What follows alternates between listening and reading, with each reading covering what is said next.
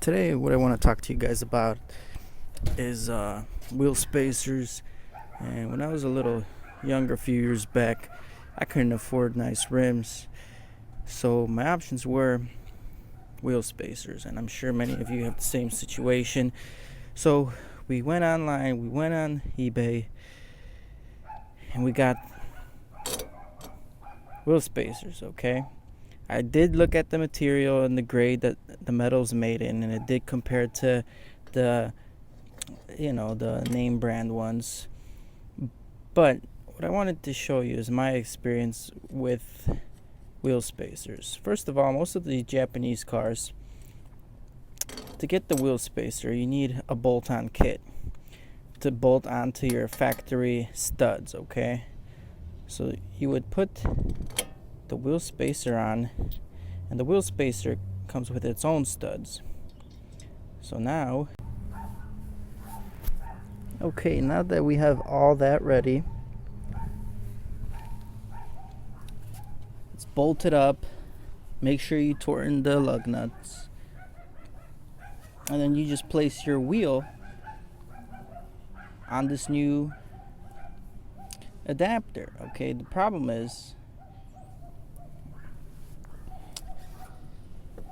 these bolts, your factory studs, are still sticking out. You got to make sure your wheel has these grooves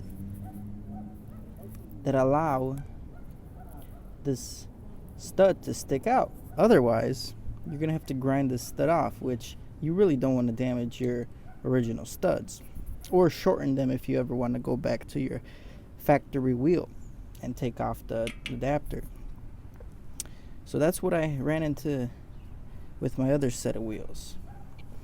Now the other problem is, and I don't really like this design, I just got it because I wanted to have wider stands, but the fact that it's a two-piece system. You got lugs and bolts holding this, then you got lugs and bolts holding this.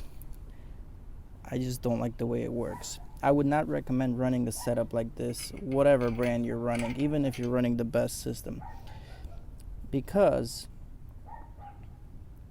it's less safe than compared to getting extended studs, original studs, and just running a hub-centric spacer. I think that's the best option. It's a little bit more work because you have to take out the studs, put new studs in, but it's a lot safer, and the wheel is actually still connected to your hub, whereas here the wheel is only really connected to this wheel spacer, and if the wheel spacer fails, your wheels are flying off. And for the grand finale, what I wanted to show you guys is I don't know if you can see it, but I'll bring this in a little closer.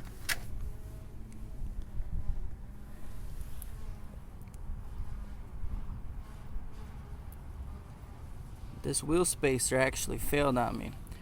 After about 500 miles, I came to retighten it, and I noticed it was cracked. I don't know if it was cracked from over torquing, but I sent the seller a message, and he did ship me a new one out. But I did not reinstall them on my vehicle. I sold them on Craigslist, all the new ones that weren't cracked, of course. And funny to say, somebody came out with the Supra to buy them. Now, I don't even know if they fit Supras or if they have the same bolt pattern, but he said he was just going to use it for show. So God bless his soul, because I would say if you got spacers on a Supra, I'd be afraid.